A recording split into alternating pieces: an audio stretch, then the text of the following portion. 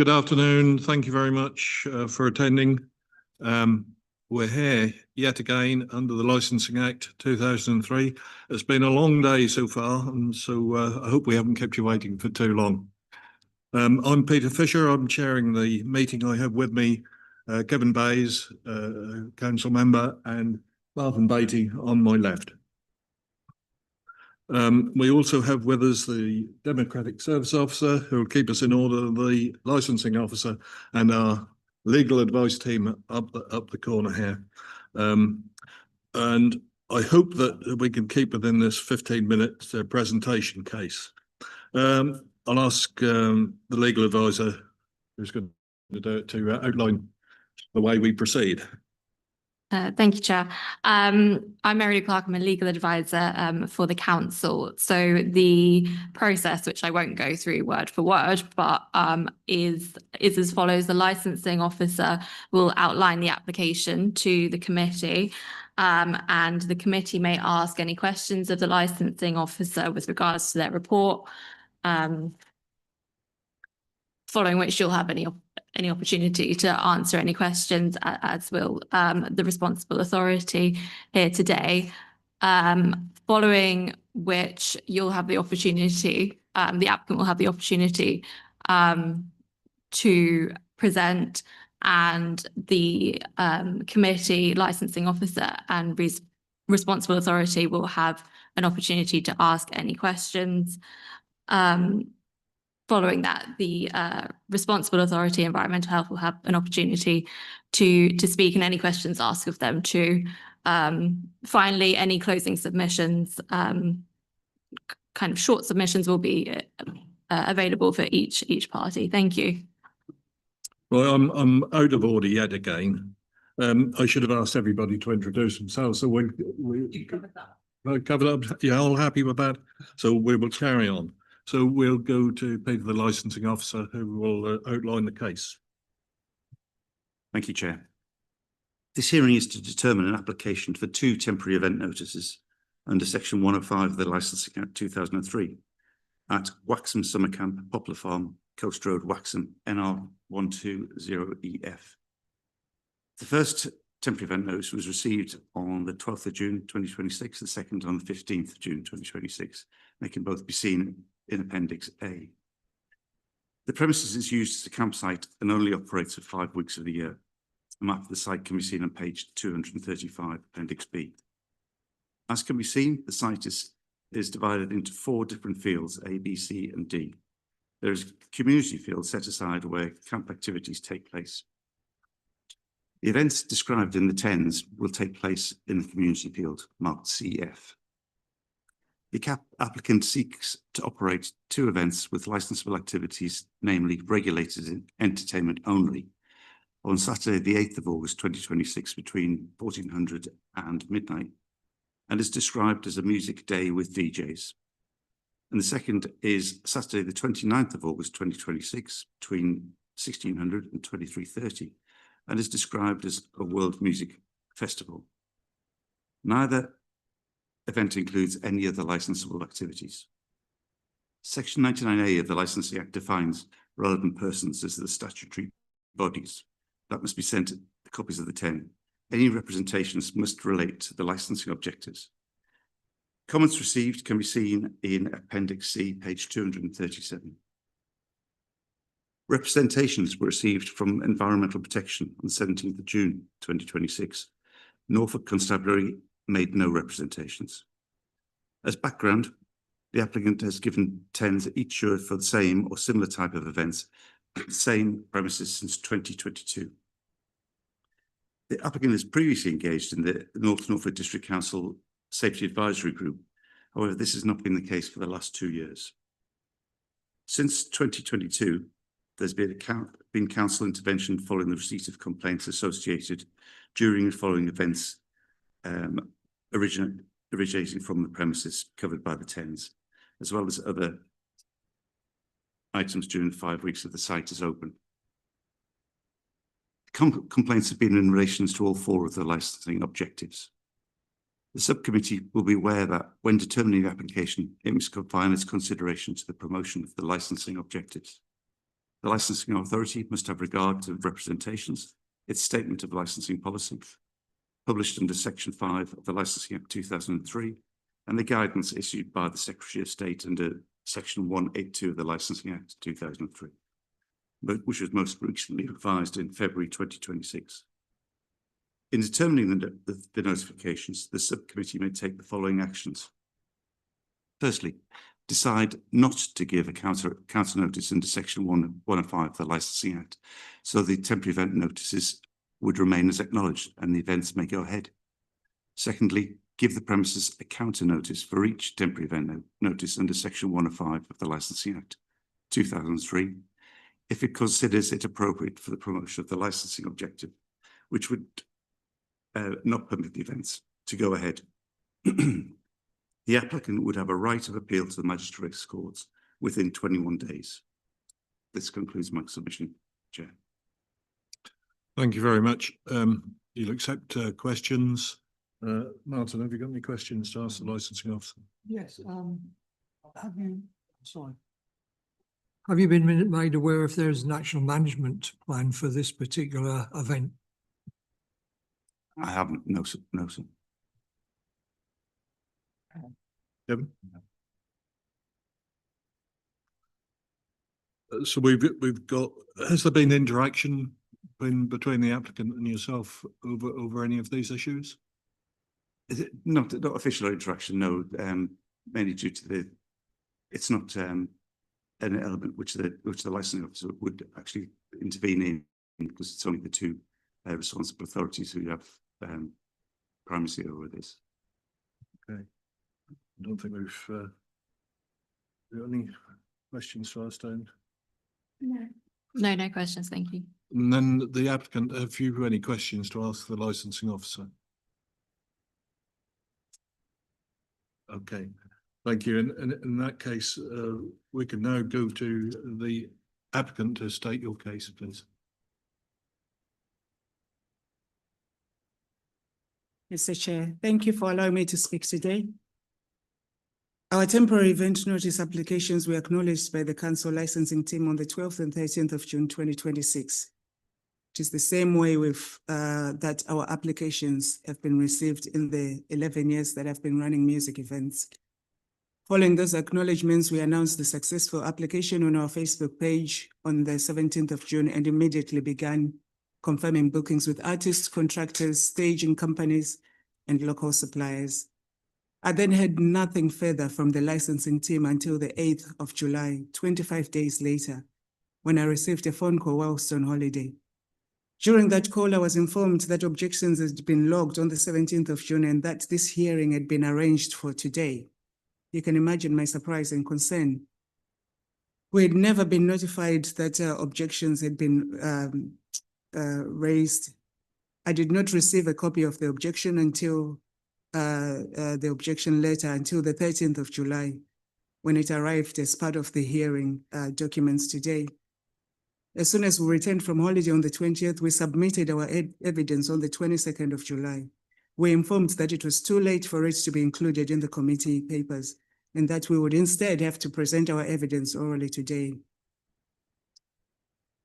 So bearing in mind that the environmental health officers had weeks of these written objections to be considered, whereas we've had no opportunity to our written evidence to receive the same consideration.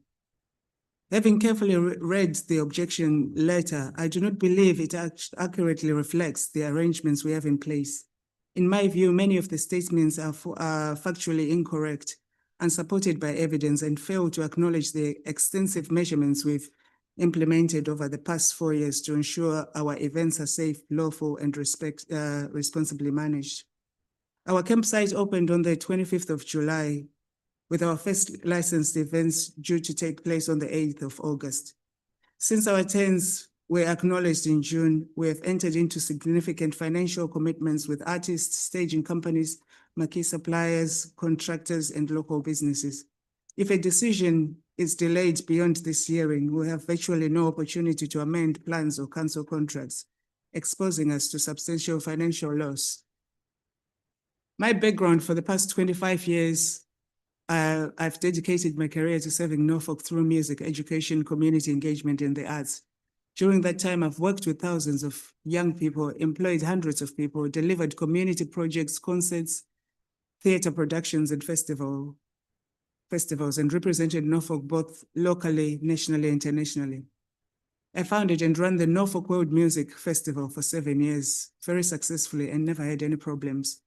Amongst many highlights was receiving the Blue Plaque for raising the voices of the young generation in Norfolk in 2024.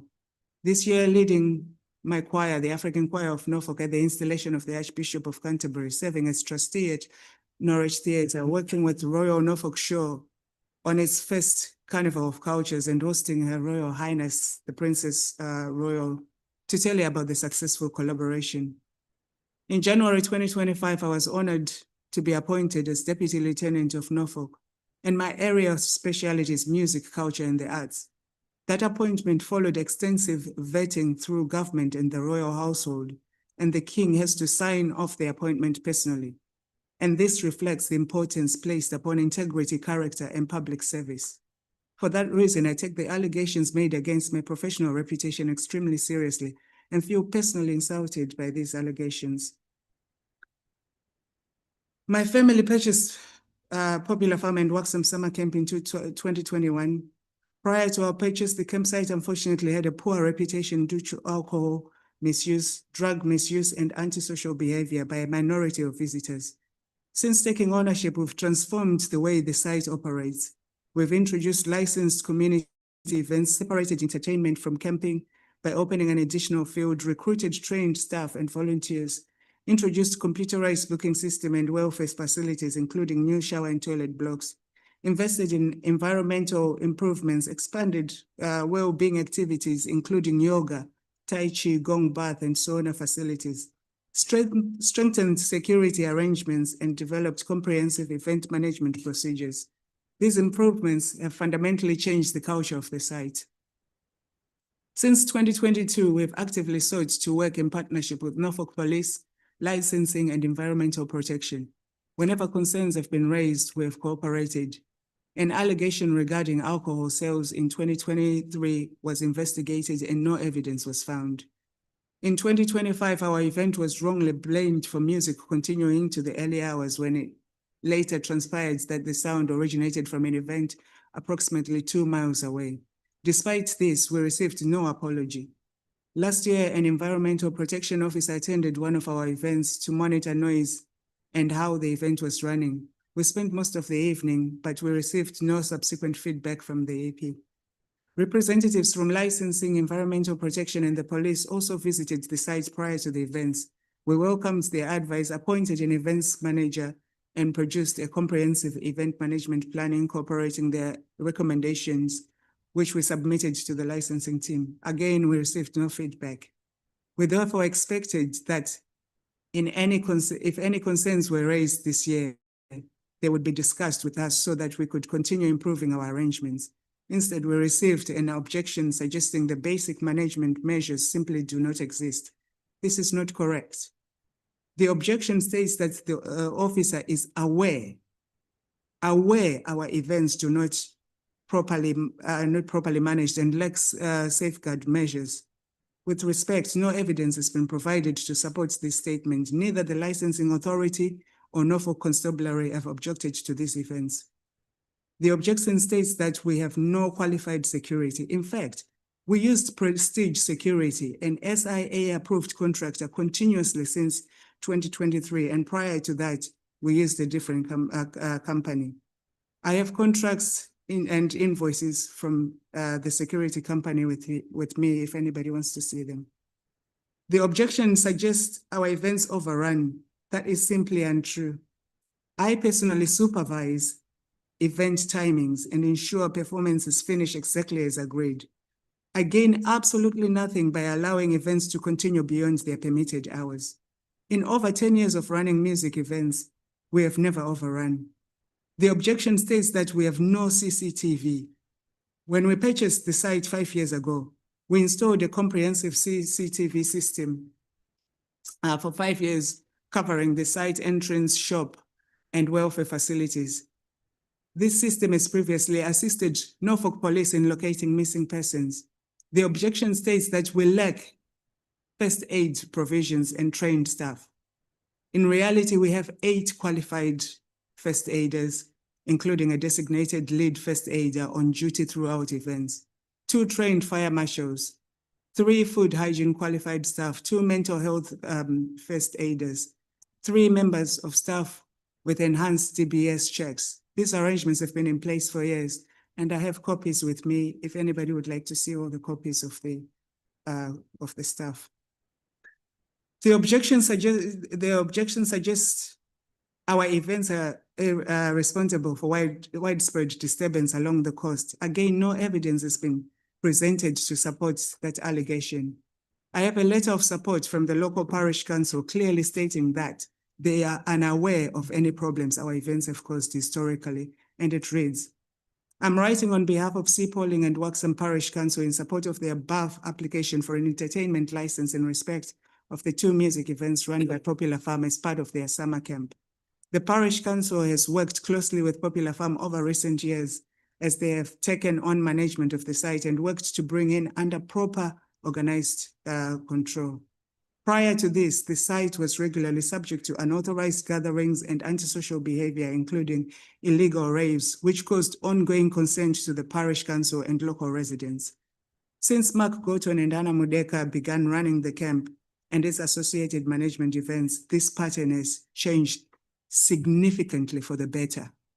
We understand that North Norfolk District Council objection to the license application raised concerns regarding noise, timing, and other issues, and refers in part to an unauthorized rave that took place near the church last year.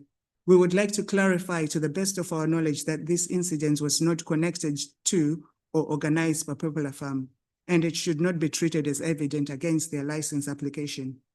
According to the EDP, the illegal rave which took place last year was organized by 106 Audio, a sound system group who were friends to a young man who had tragically died at Hostage Mill.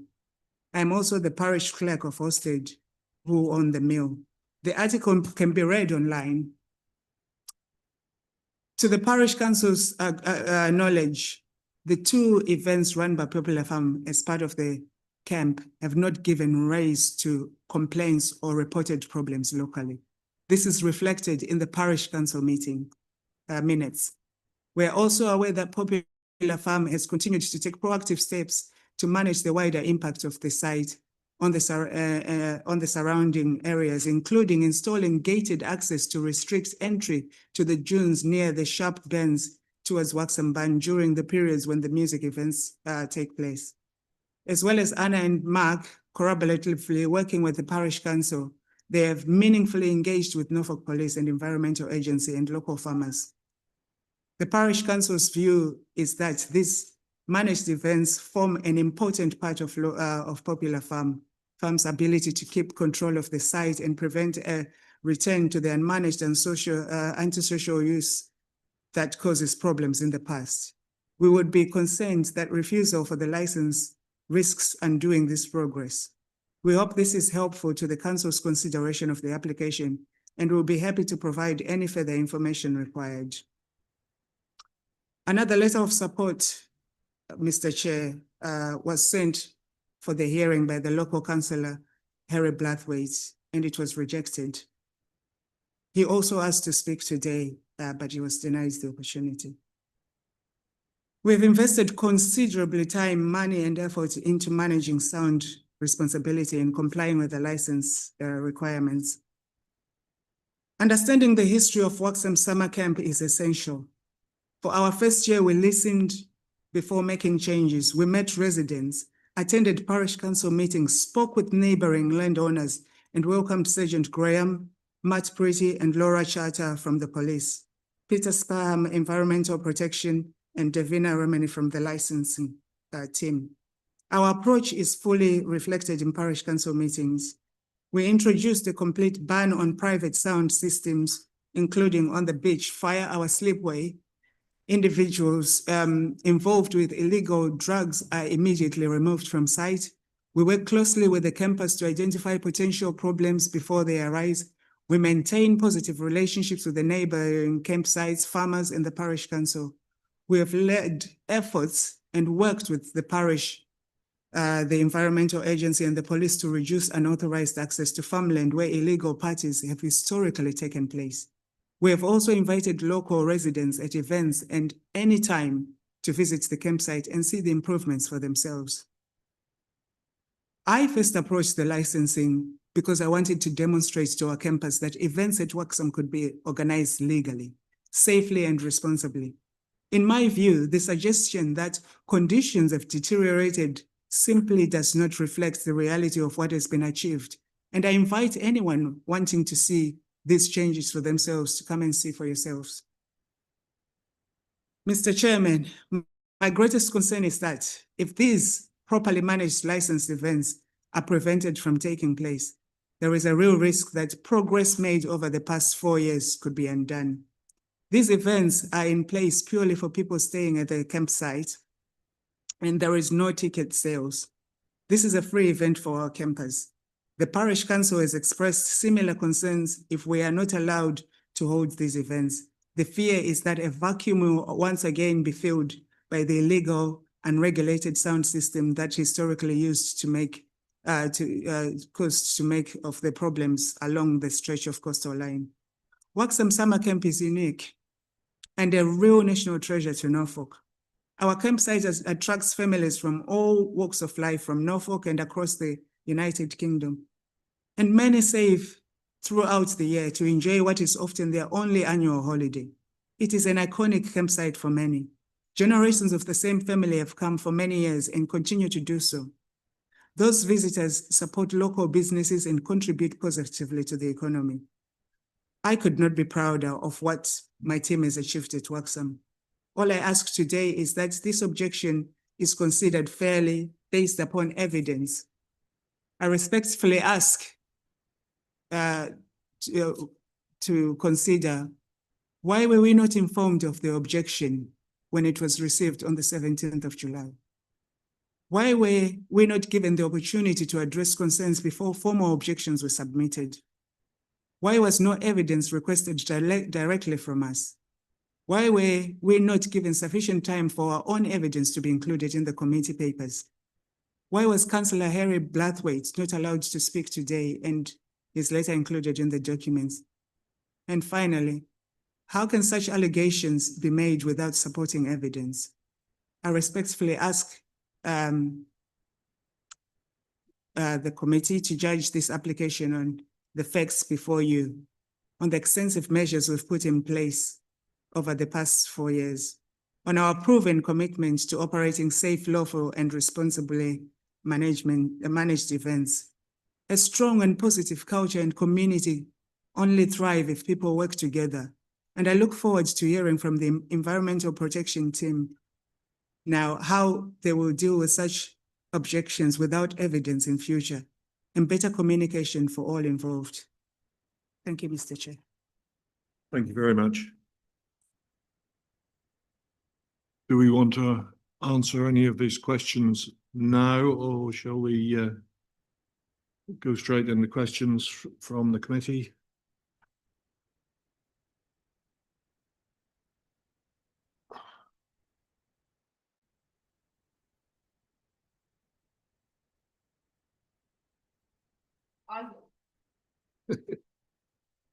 I can't answer all of them. We could go through some of those and see.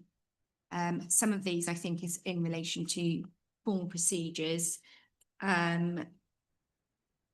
So for example, the process itself is limited because it's a TENS application. The process itself is limited to yourselves, the applicant, and to the only two responsible authorities who can object, those being the police and the environmental health department. So that's why there's, and you know, you mentioned previously about there being no representations from the licensing authority itself. Well, that's the licensing authority doesn't have the legal right to comment in TENS applications. It's only the police, it's only the environmental health department.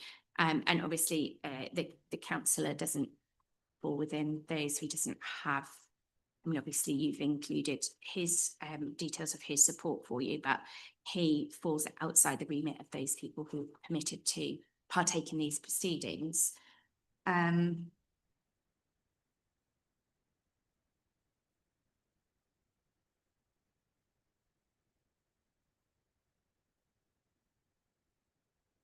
Peter, are you able to answer in terms of the procedure about the general procedure as to when they've been received or not? In terms of why we weren't informed when it was received on the 17th of June, no, I can't answer that, I'm afraid. In terms of a lot of the time, because it's very much time-based, there's only 3 working days that statutory authorities have to respond. That's where it becomes, it's a very quick process, which is why you probably weren't given the opportunity to address the issues before the actual objections had to be made. In terms of the serious allegations, Nathan is here. He is here. He's made the representations, and obviously it's up to him to speak to the subcommittee about that. A lot of it, without throwing it back, it may well be the case that many of the objections or concerns would be addressed if you engaged with the Safety Advisory Group, which we recommended last year. And I know that department has been attempting to get into contact with you this year, but that, it gives you an opportunity to show what you're doing, really, in many respects. Is that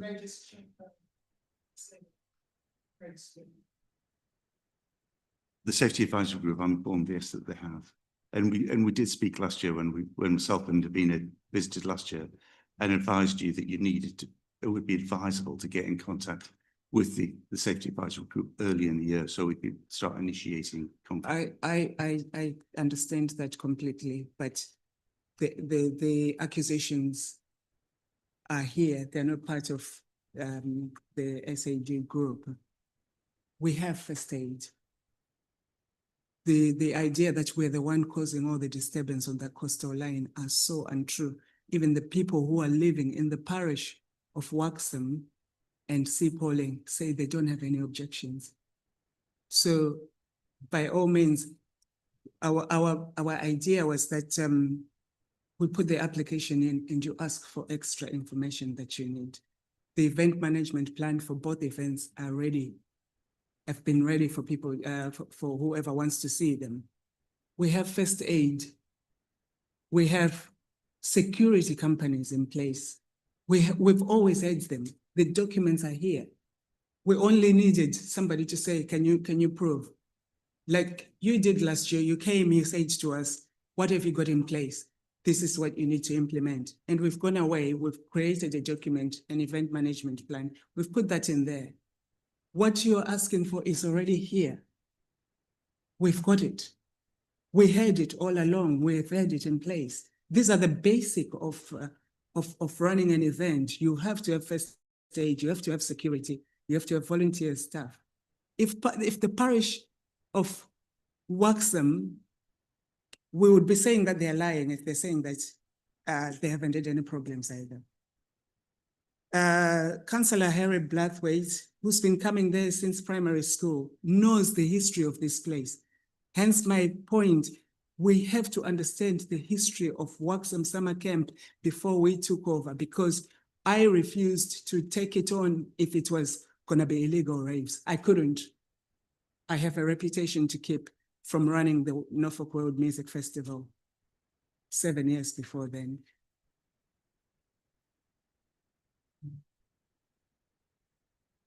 Thank you, Peter. Thank you. Kevin, have you got any questions? I think probably you have answered a lot of our questions regarding event management, because there was nothing for us to see, and that's a problem. So I think we'll possibly go on to our responsible authority. That's you, Nathan. Good afternoon, Chairman, committee members. My name is Nathan Lawn. I'm the Environmental Protection Officer in the Environmental Health team making these representations. These representations are made under the Licensing Act 2003 and are based on complaints received by EP and the underpinning legislation for those complaints are Crime, Antisocial Behaviour and Policing Act 2014 and Section 79 of the Environmental Protection Act 1990.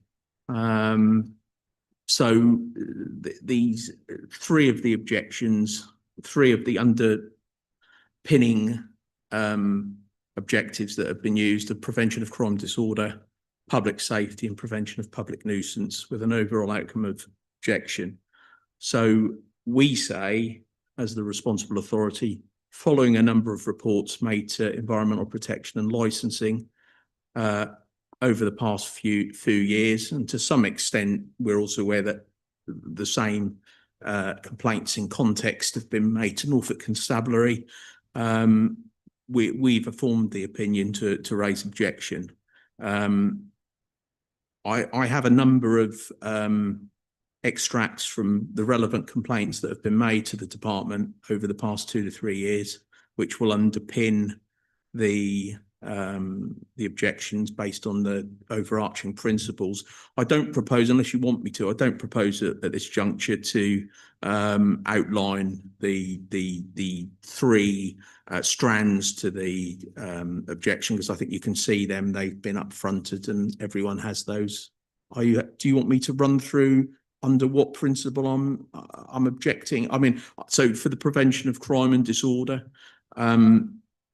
we say that the evidence presented to us in the forms of complaints show at times that these events are not always properly managed. Alcohol, intoxication and allegations of illicit drug use have been raised to us, and further complaints around public safety and the prevention of crime and disorder. Complaints made to us also suggest that finishing times are variable, and on the same evenings these events run, there has been events then take place on the beach. Whether they're connected or whether they're an overspill of the event, we don't know. But what we do know and what we say is that when these events take place on those dates, we very often then get a report of raves on the beach. We do not get them on, as far as I can see, we've had no reports of these raves taking place on evenings when these events haven't historically taken place. Obviously, we're now at the height of summer. Norfolk Constabulary are at a time where their calls for service are at their most high, and obviously very often people are referred to us on the next available working day.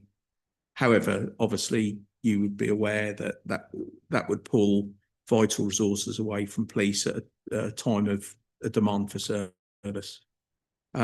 Public safety is a bit of an overlap here, but public safety concerns have been raised around alcohol intoxication, illicit drug use, and at times appropriately trained security not being on site. I appreciate what you say, but one person has approached us saying that they believe that the event overran and there was no appropriately trained security on at that time.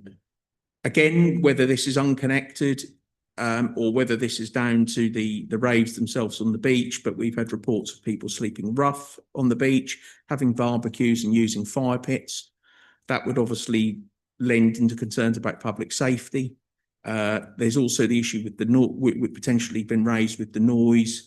With regards to people sleeping rough on the beach, public safety when the shore comes in, and obviously at this time of year it's tinder dry and potential use of fire pits causing potential wildfires on the dunes and the damage to council and others' assets. Prevention of public nuisance. Numerous reports have been received by EP regarding noise disturbance well into the early hours over the past few years.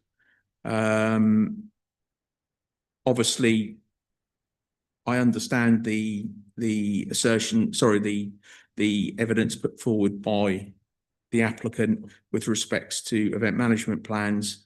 All I would say is that whatever noise control measures are in place, have, based on the complaints that we get, we say that noise control falls short of preventing a nuisance to local residents, stroke people using other nearby campsites thus far.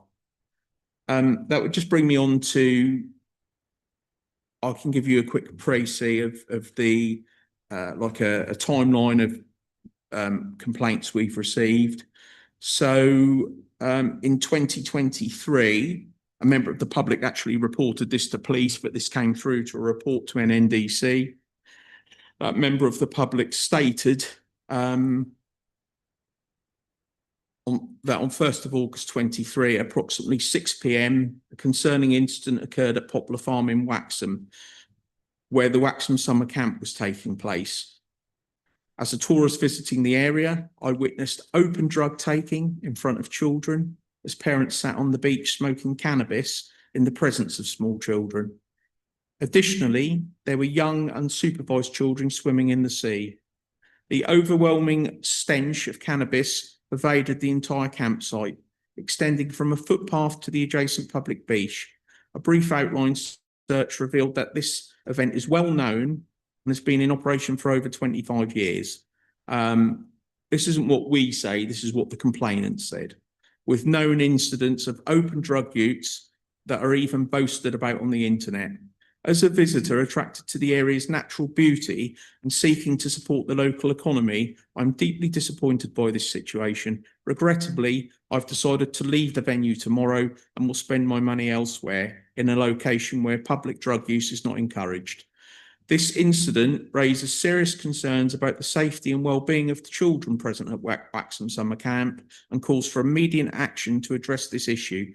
I urge the relevant authorities to investigate and take appropriate measures to ensure the safety and security of the public, especially children in this area. Additionally, I raised concerns regarding the safety conditions at the campsite. The arrangement of tent and caravan units was very close together, posing potential risks in case of emergency. I observed many families lighting open fires and barbecues next to these units with inadequate spacing between them, thus creating a hazardous situation that could lead to a fire outbreak. This lack of safety measures and potential fire hazard is alarming and requires immediate attention from the appropriate authorities to ensure the well-being of all campsite occupants and visitors. That was actually made to police, where we have a CAD number, what was quoted by the complainant to us, which was forwarded to them by Norfolk Police, and that was a licensing complaint made to our department, made to the council. Just to give you some more brief outlines. There's one here that I've got, and a bit historic this, and I appreciate this was prior to when you took over the site. However, 2018, complaint about lots of litter, bottles, cans, plastic bottles on the beach, graffiti on sea defences, from the seawall on Waxham Beach from Poplar Farm campsite. 2024, 11th of August, reports of a rave taking place beyond official hours of operation. Loud music could be heard at 00:30. As per report, police also received a report from local residents. 10th of the 8th, so one day prior. Well, I would imagine this was just to the over, because the event has potentially gone over or the music has been heard going over into the next day. Several guests concerned about a group of 30+ individuals on the beach opposite Poplar Farm smoking drugs and playing loud music. Music and people shouting coming from the beach at 3 a.m. in the morning. A complaint was received from a local campsite stating that during Saturday, the 28th of July 24, there were multiple incidents of extreme loud noise, essentially a rave from a different campsite, Popular Farm. The noise started at 11 p.m, was very loud, and could be heard nearby. The noise did die down for a bit of time, around 2 or 3 a.m, but was so unbearable. This was a resident staying at Waxham Sands, stated that their party of 20 could not sleep. They were devastated. The area is beautiful, our accommodation is great, and I quote, "I think we have to leave for Yorkshire and would not be keen to return. It was truly horrendous. We have 2 young children, 7 in our party." Another report, popular campsite, having raves, playing music until 3 a.m. Just 2 others. Again, the weekend of 10th of the 8th, 25, allegations, volume remained excessive up until midnight. Loud music could be heard until 6 a.m. In addition, I quote, "The site DJ was heard to goad attendees and nearby residents by shouting over the microphone," and I quote, "You cannot close us down. We will not be stopped." Sorry, can you repeat the date of that one? Yeah, that was on the 10th of August 25. It may have been going into the 11th, but that was the date provided to us. Allegations of music remained excessive until midnight, but music could be heard until 6 a.m. In addition, I quote, the complainant stated the DJ was allegedly goading attendees and shouting over the microphone, "You cannot close us down. We will not be stopped."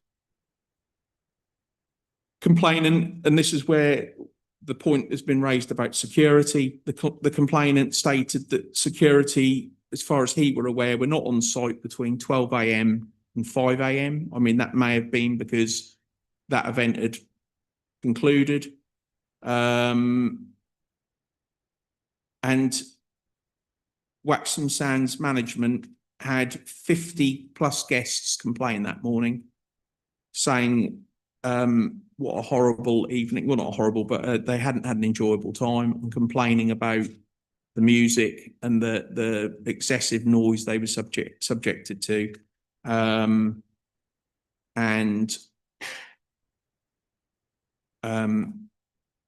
The complaint said that it demonstrated that the site shows doesn't have compliance and shows disregard for the local residents and us, the council, as responsible authority. So I think that, Mr. Chairman, concludes the case for the responsible authority. In essence, I haven't personally visited the site, but I know Peter, my colleague, and Davina, my colleague in environmental health, have.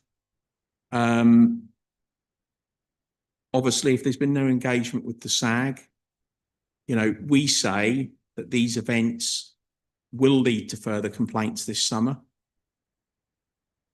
We say these events could potentially amount to a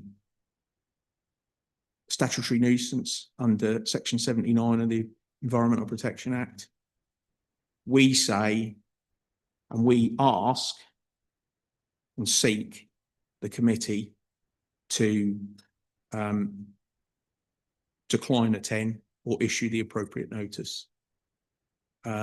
We fear that we will get many more complaints at a time when our resources are already stretched, and under our statutory function, we have a duty to investigate any complaints that come into the council. I appreciate the comment from the applicant that she felt that there had been no engagement from EP. We say that's not the case. We attended last year, not me personally. Davina Romain did. She's a senior officer within my department and offered appropriate advice. We believe that if the 10s are granted or we go forward, that we will encounter further problems this year, which we have last year.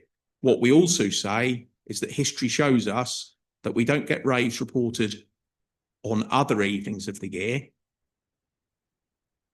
They are closely or seem closely aligned to when these events take place. And that seems, history shows, certainly over the last couple of years, that when these events take place, that is when the police and environmental protection receive the complaints in relation to noise disturbance, either directly from the site or also from these knock-on events, these knock-on circumstances on the beach. So that puts forward the case for the responsible authority, and we would urge you to decline this application from the applicant. Thank you, Nathan. There will be questions, I'm sure. And one of the questions I had, and I think you've more or less answered it, is can these complaints be directly attributed to these events? What I would say, Mr. Chairman, is what I would say, Mr. Chairman, is I have researched when the alleged excessive noise from events on the beach take place, and all I can say is there does seem a direct alignment to when the applicant's events are taking place. But they tend to be after the event closes? The allegations are that when the event closes, certainly from the complainants approaching us, when events conclude, they move on to the beach. We can't say whether that is a direct involvement and everyone goes onto onto the beach, but it does seem as though events then spill onto the beach after the allotted finish time of the 10. And as I said, as I quoted, one allegation was that the DJ was allegedly heard saying, "You cannot close us down, we will not be stopped." Maybe suggestive that events were going to carry on beyond the prescribed time. Thank you. Sorry, just for one from that. So was it a DJ at the event that was heard saying that, or a DJ at the illegal rave afterwards? That hasn't been clarified. That was a direct lift extract from the complaint on the complaint record on the EP Assure system.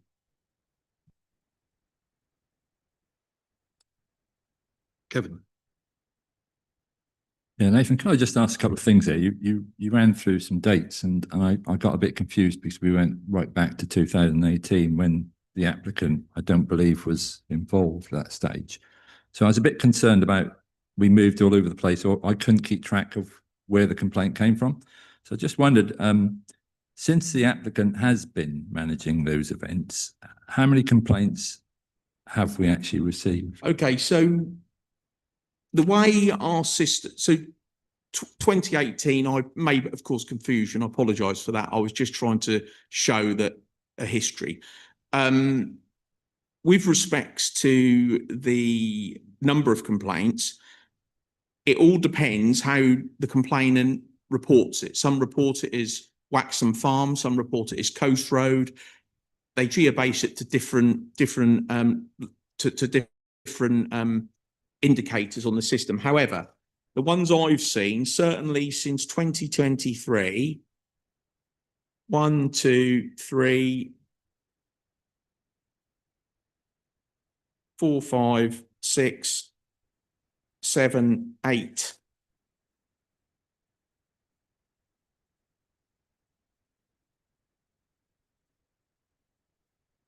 10.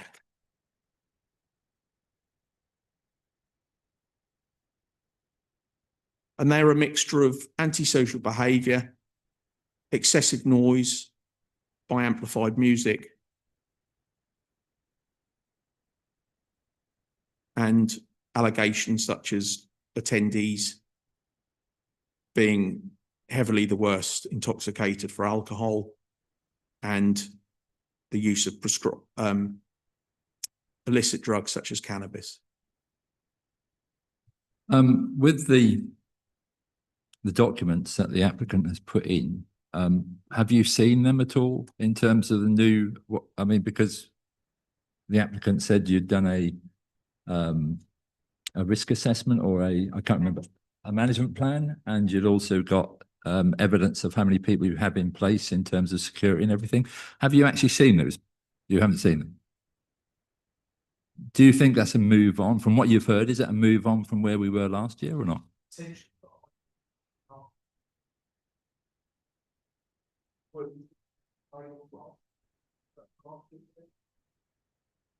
No, I didn't see them, and this is one which I wasn't allowed to ask because I've asked my questions. Is you have the event management plan, and which is great, but if we need to see it, we shouldn't really need to have to ask for it. That's why we have the safety advisory group to facilitate this.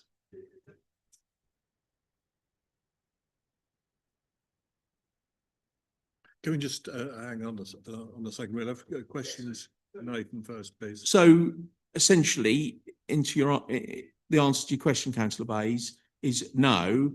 But as rightfully just raised there by Peter, it shouldn't be for us as the environmental health teams, for the irresponsible authority, to chase these. We are asked to consult on hundreds and hundreds of TENs every year.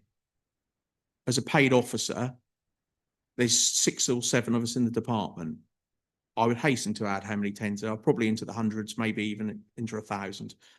We haven't got the time with the other work we do, and it isn't our role to chase applicants and ask to be provided and furnished with the relevant information.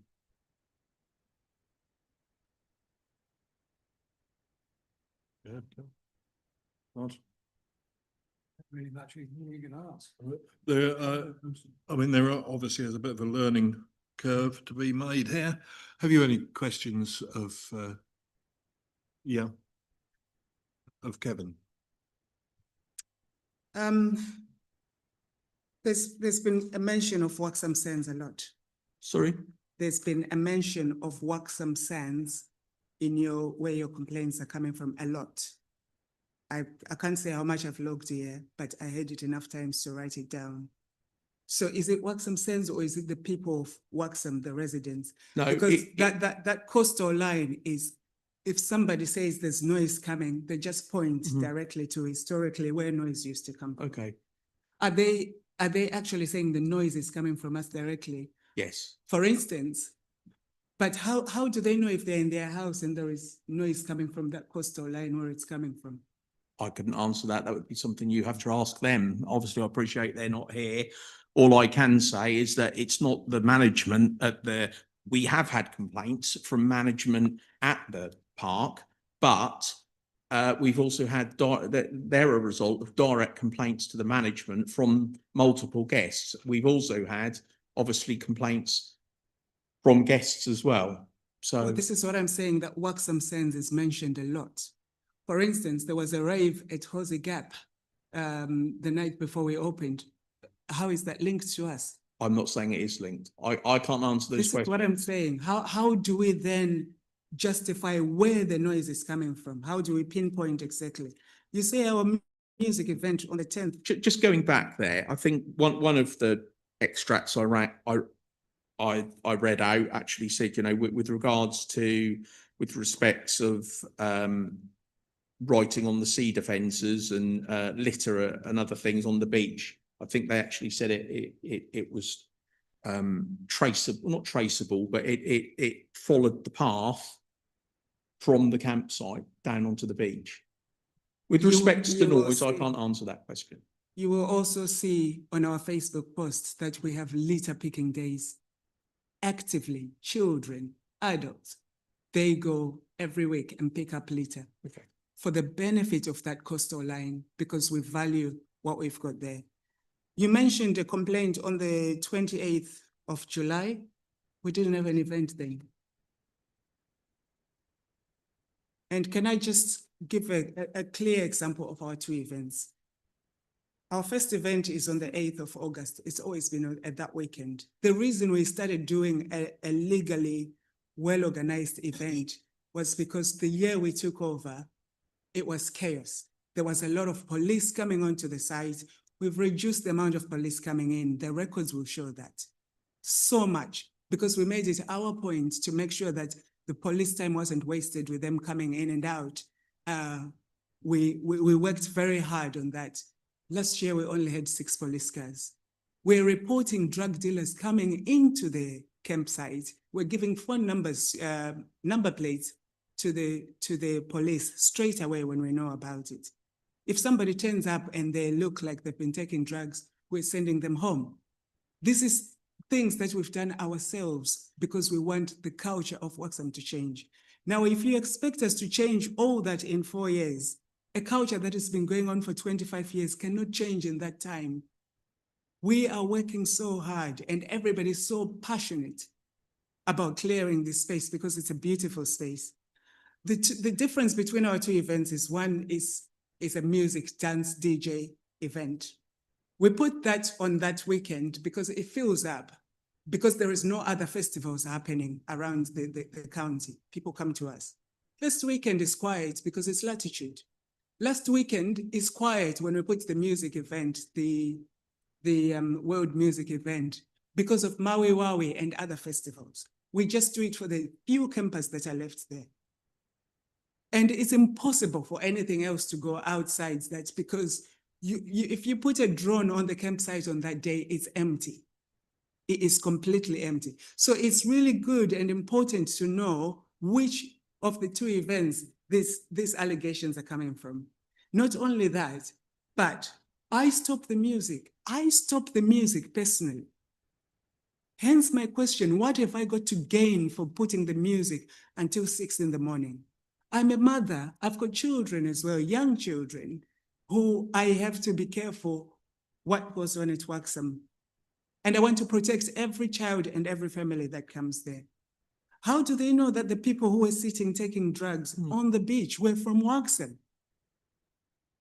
We are trying to change a really difficult culture here, and the amount of time and effort we've put in should be reflected in the amount of time police used to come to Waxham.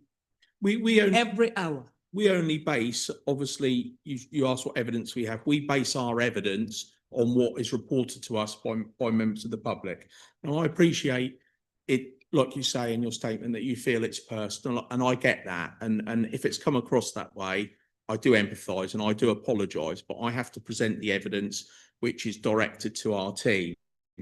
I think, you know, it's not just the music, it is the other alleged, as I stress, alleged ASB, such as at one of the events, human faeces in the dunes, wipes with faeces strewn in the dunes, smashed glass across the beach, drug paraphernalia and other general waste. Now, I appreciate, you know, I can't put my hand on my heart and say I went there. I can happily say I can, you know, beyond everything in the world, say that that was caused by your event.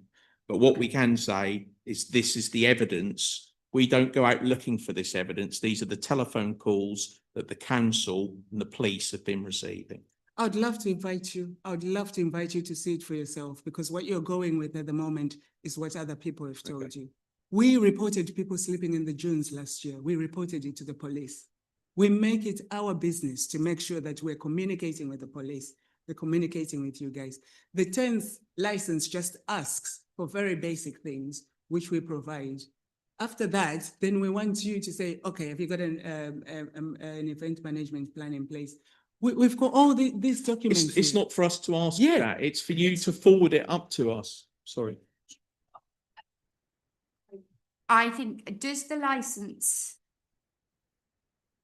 the actual application, the TENS application, specify that we would ideally like to have supporting information or evidence? Is there anything in there, or is there anything on our website that would suggest that we would expect over and above, or what's on there? How does SAG work? I think that might be useful in terms of assisting.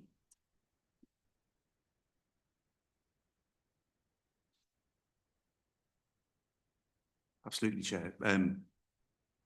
All I can say is that historically, you know, as we've spoken, we attended last year and said you must get involved in the site procedure early to avoid these sort of issues.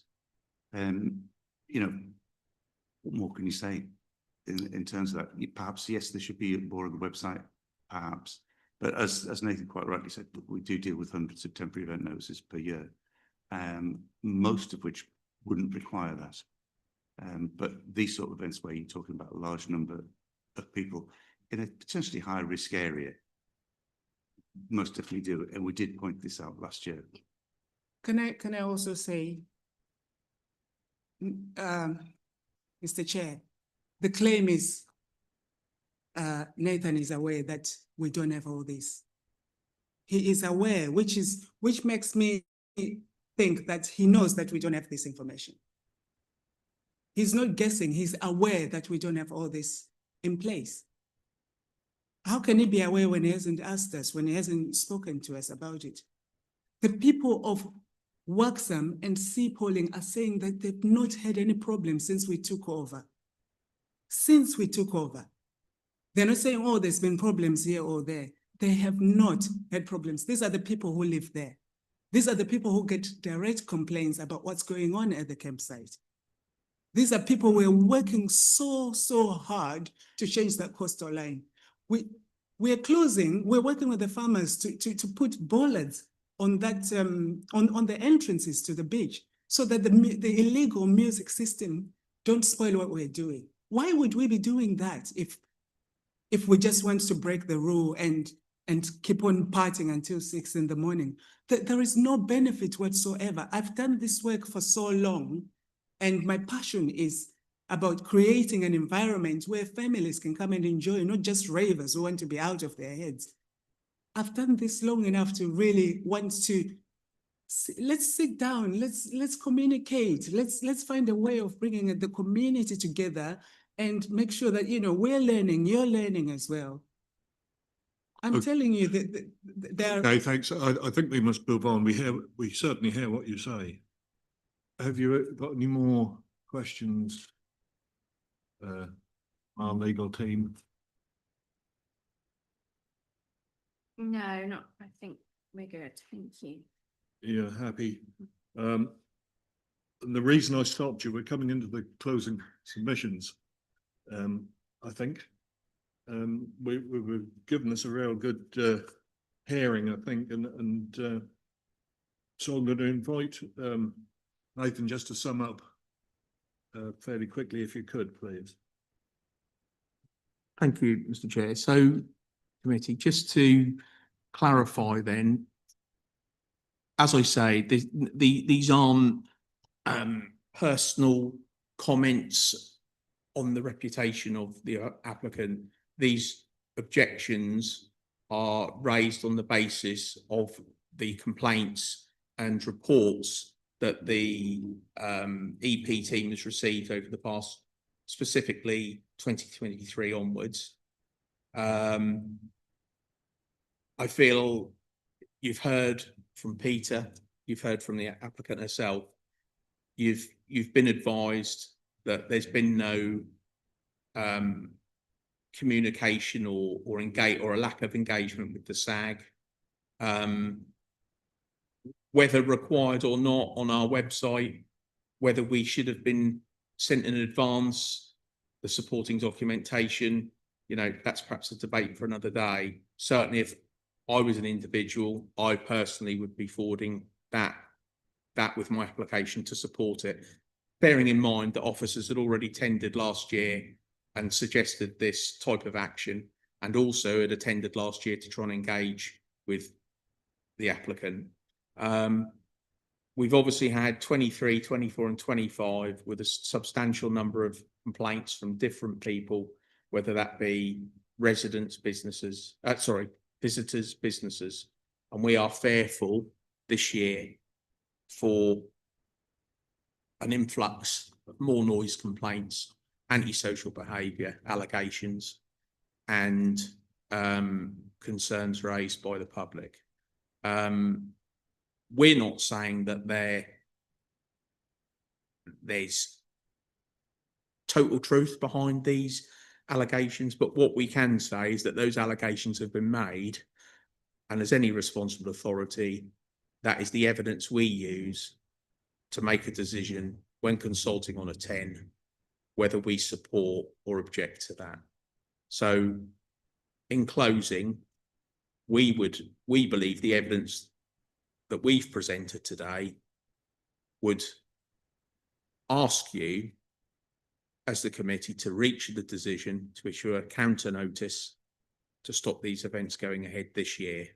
Maybe the answer would be further engagement for next year. I don't know. That's down to yourselves, but that concludes the case for the EP team. Thank you, Nathan. Peter. Thank you, Chair. Just to answer the question from the legal officer, there is a link on the temporary event notice website, and it's entitled Organising Events, and it puts a link into the North Norfolk Safety Advisory Group. What's required there. Let's say in closing, the applications for 2 temporary event notices. Licensable activity sought is regulated entertainment only for Saturday, the 8th of August 2026, 1400 to midnight, and Saturday, the 29th of August 2026, 1600 to 2330. Representations, as we've heard, were received from Environmental Health. The subcommittee must have regard to promoting the licensing objectives, being in mind the representations received, the guidance under Section 182 of the Licensing Act 2003, and the Norfolk District Council Statement of Licensing Policy. In deciding whether not to give a counter notice under Section 105 of the Licensing Act 2003, or give the premises a counter notice for each 10 under Section 105 of the Licensing Act, if it considers it appropriate, providing it promotes the licensing objectives. Thank you, sir. Thank you, Peter. Now you have an opportunity to speak for a final time. Put the microphone on. I fear if these events are stopped, we're going to have problems on that coastal line, and we'll have undone everything that we've spent 4 years trying to do. I would like the voice of the people of Seapolling and Waxham to be heard. They've clearly stated that our events don't cause any problems along that coastal line. The fact that we've spent all this time engaging with the local community to make sure that these events are done safely should really be taken into consideration, because that is now destroying everything we have come together to create at Waxham. Thank you. Thank you very much, legal advisor. Have we got anything that we need to be cleared up? No, that's everything. Thank you. Any outstanding matters? No, then thank you very much for all that information that we've now got to digest, take away, and come up with some answers. Thank you, applicant. Thank you, Nathan. Thank you, Peter. We will now adjourn into our little room. That's about 10 degrees hotter than this, and come up with an answer. Sorry, Chair, could I just add that we'll be providing the decision today? Yes. And we will, after the deliberations, we will come back and provide any legal advice or present any legal advice that was given to members during the deliberations. Thank you. Thank you very much.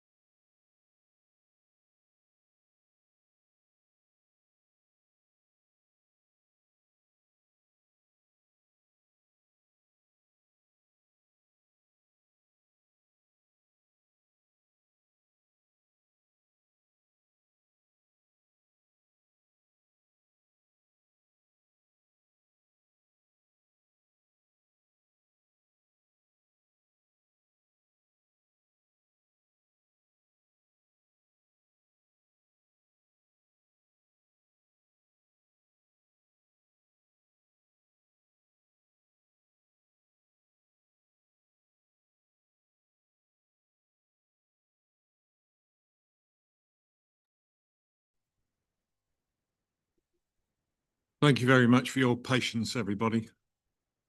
I think the legal advice that the legal team have given us is within this determination. So I will read the determination out. Having considered all the information that has been provided to us, both in writing and verbally today, we have reached a unanimous decision that we will not be providing a counter notice of the 2 temporary event notices, and they remain as acknowledged. This means that the events on the 8th and 29th of August 26 may go ahead. Whilst we have acknowledged the objection raised by the Environmental Health Department, this is largely based on complaints where 1, the location of the nuisance is asserted but unverified, or 2, related to complaints of antisocial behaviour, noise, nuisance, drug taking, etc., that have occurred outside the premises.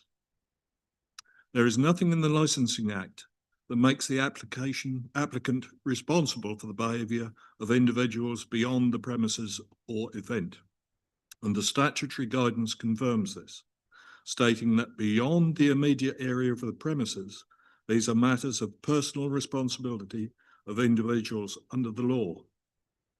Any individual who engages in antisocial behaviour is accountable in their own right. And that is our determination today. So good luck. And please take note of the advice to contact us more for next year. That do I need to exclude press and public? Thank you very much. We have made it to the end of the day.